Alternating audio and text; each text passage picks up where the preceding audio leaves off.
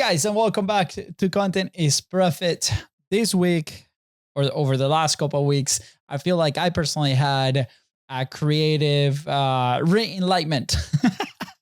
If you have been following me on social media, you've probably seen a ton of like different types of content, from self-produced song with ChatGPT, procrastination. That was a fun project. To live streaming, racing after my kids go to bed, to what else? Shout outs and different things. And this is all part of an experiment. An experiment, one, because I really want to find out further. I want to stretch out my creator ability past podcasting, which we love and adore, and you know how we feel about it. But also because we've started a businesscreator.club. So if you go to businesscreator.club, that's our community. At the moment, we have founding members. I think we're still accepting some of those. We're looking for our first 50 founding members, which are great. So shout out to everybody that was in the Content is Profit Facebook group that have transitioned to the Business Creator Club. And it's been really fun. So we've been having a lot of people from all walks of life. They have businesses. They're starting a business. They have a podcast, they do short form and different things. And what people are finding in the community as the first steps to monetizing their content and become profit creators, how we call it, is to start being consistent and frequent. And a lot of it has to do with yourself. Like, how are you as a creator, as a business owner, comfortable creating content for the long run?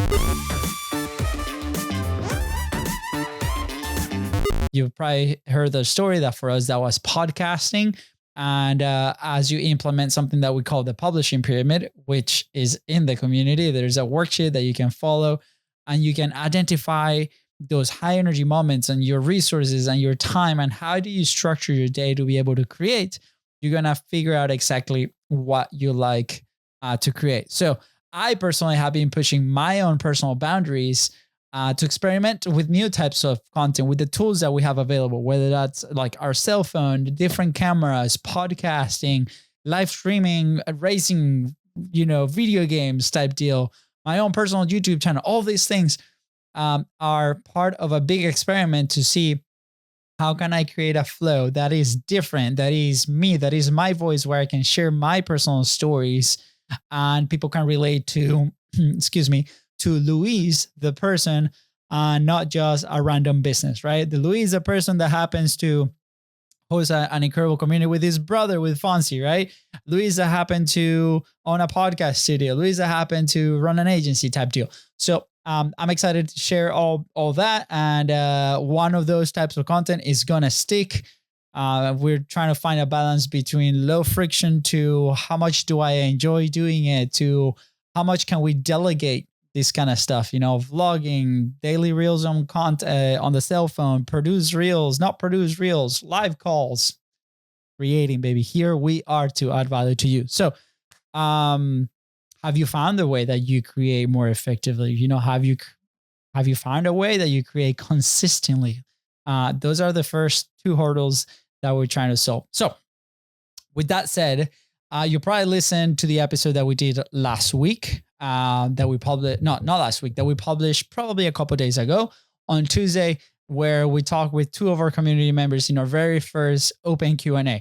We had Surya, shout out to Surya and shout out to Dana. They have been super involved since day one and since the challenge. And Surya was asking a very, very awesome question about how do you actually monetize an interview podcast? Because we see interview podcast everywhere, 24/7. And there's actually a pretty awesome breakdown that we do. And Fonzie makes an appearance and he drops his golden boulders like he used to do regularly here on the show, which, by the way, we're still working to get him back here on the show. So if you're listening, send him a DM, be like, dude, we miss you with your brother. So anyways, but he dropped this, the authority ladder. And then we talk about the different types of audiences.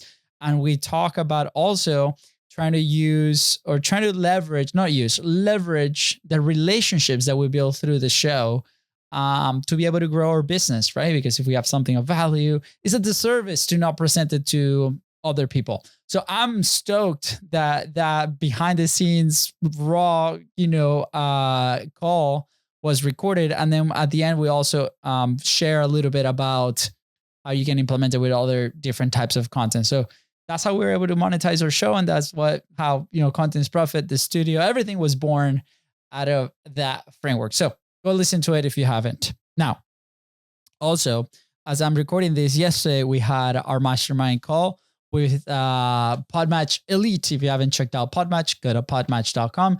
It's incredible where you can connect with other podcast experts. And some of the people that are in that call with us are producers from very, very, very, very, very big shows. And they're just coming from a conference. And when we're asking, hey, what are some of the learnings? What are some of the things that you learned over there?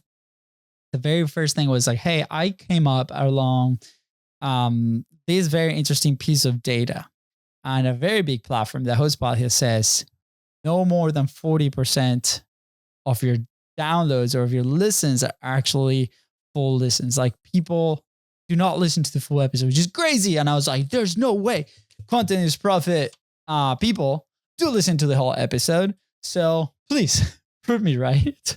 But with that said, I understand we're busy, right? We have things to do. We as consumers, we are bombarded by content 24/7. I've been pretty addicted to my phone lately. So I was like, I don't want to consume anything else. And we all rotate through life and we all find new things that we want to consume. Our time is very limited and I understand, and we have to rotate. So I personally learned that, but also that's probably a hard pill to swallow for a lot of people that are putting a lot of effort and resources and time into this process that we call content creation. So I want to tell you, do not get discouraged, because the rest of people are going to come, are going to connect with you, and we can get better time after time. So what are two metrics that you can look at when you do long form content? So one on YouTube, for example, click-through rate. So if they don't click through that thumbnail, they're not going to watch your video. And then average view duration. So whatever time that you're looking on creating video, depending on like what you want to do, those are the two things. The more people we get into the video, awesome. And then we would try to keep their attention longer. So ask your question when you see this data, it's like, how can I get more people in it? How can I put more attention? How can I drive more attention based on like that specific thumbnails? That's why a lot of YouTube first creators pay a lot of more attention to the thumbnail than the video itself.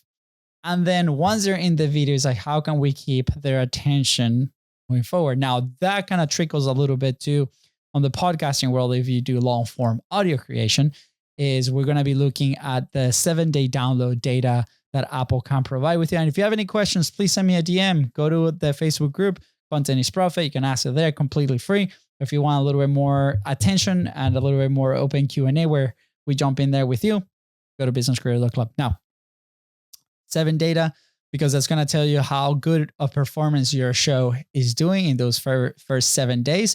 And if you're trying a new marketing tactic, a new marketing campaign, you can actually measure based on the data of your other episodes. And then there's a completion rate, people that listen to the entirety of your show. So you're going to see episodes that might be 73% completion rate, 60% completion rate, 30% completion rate. So start looking for those outliers on both ends. At the very top, like, why are people listening to this entire episode? Maybe the conversation was incredible. Maybe you are answering very specific questions on that episode and you're providing value all throughout. Maybe you set up a really good hook at the beginning and then you're delivering your promise so people stay with you. And then on the contrary, what's happening to the outliers at the bottom, right, of that graph? The people that, maybe 10% listen, 20%, what's happening? Why are people falling off, right?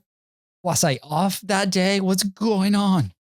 So hopefully those two metrics, you can go back and look at them and start to come up with a plan on how to get them better. And if we get better every single time because we're consistent, because we're frequent, and we're constantly testing our content, then we're able to get better and connect the dots through the 6 levers. Again, Business Creator Club. Now, that to me was interesting on how we started the conversation with our mastermind. And then our host, Alex, he had an interesting question where it's like, what is a podcast?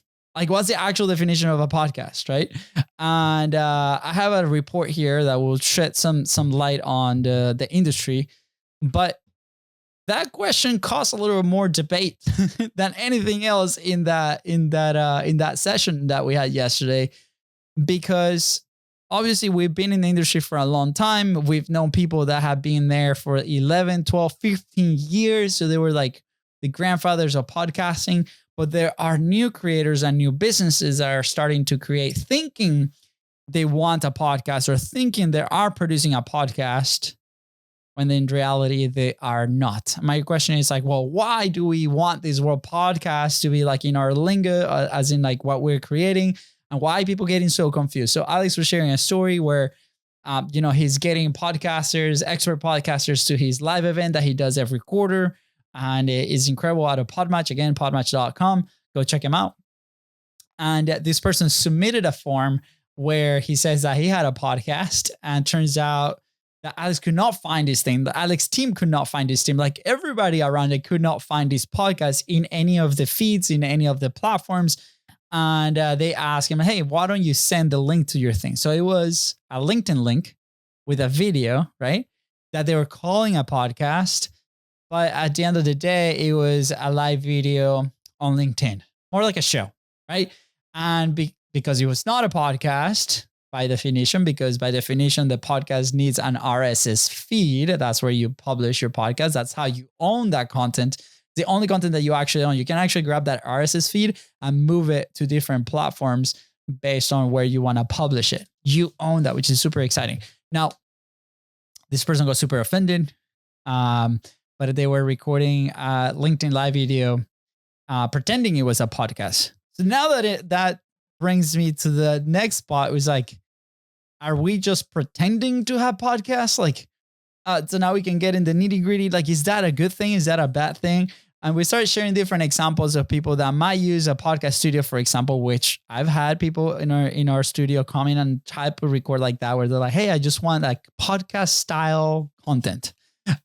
And I was like, what does that mean? It's like literally sitting down in front of a podcast mic and answering these questions, almost like pretending that somebody's asking you these questions in a podcast setting, instead of going actually guesting on a different podcast and answering these questions. So my question is like, why are we doing this, right? Like, is it a popular thing? Is it a trend?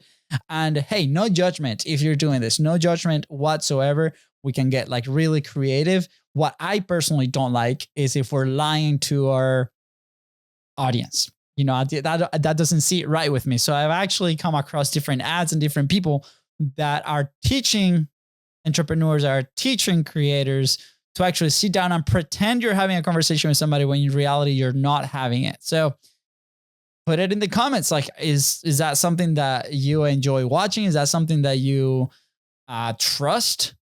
I personally don't know. But again, to each their own. If the piece of content is valuable, awesome. Like, is it a tactic to attract, I guess, authority, relevancy, and trust because you're pretending to be interviewed by somebody? Is it more of like fake it to make it? Is murky. Like, this is like very murky. What I say is actually, if you want to do that, go guest on other podcasts. You're not just chasing the cloud of the visual aspect of a podcast, of a nice microphone, for example. You don't need a nice microphone, right? Like, this thing was in a closet for a year before we even started recording podcast, right? It's what quality of the message over quality of the production 100% of the time. And you can deliver however. Now, test it out. Prove me wrong. This is a fun experiment, right? Are you going to sit down in front of a mic, say your message, say your thing, and then try that same message on a different setting? Maybe organically with your phone, maybe without the podcast setup. See what happens. Like, what was it better? I don't know. I think that could be a good test. But please, please, please don't lie to your audience. Don't tell them you're being interviewed when in reality you're not. Right? So that was a fiery topic yesterday for sure. So that comes to one of my points. I have them here on my little post-it note. the fake clips. That's what we call those. I don't know. So what is truly a podcast, right? Is it a video? Is it a LinkedIn video? Is it a social media video? Is it a long form video? Is it audio only?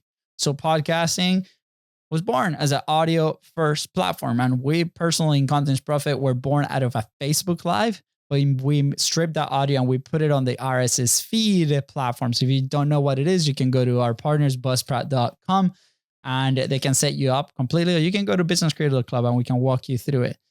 But this is where people listen to you, right? And again, trends change. Like people consume content in different ways. So we could have a podcast that's published on audio, but that same podcast can be recorded on video like we're doing right now. And that can be published on different platforms like YouTube or Vimeo or Loom or different things where you can give it to your audience, the best vehicle.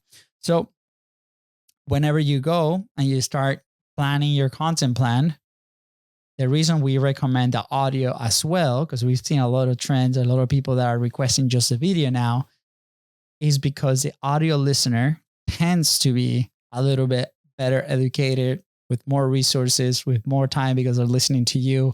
And in our specific case with Content is Profit, we love the audio audience because they're the ones that end up connecting with us and coming and being part of the community. So if you're missing on that, don't. Go ahead, start publishing. Numbers might be a little bit lower, but is the hardest platform to grow? 100%. But at the same time is the best.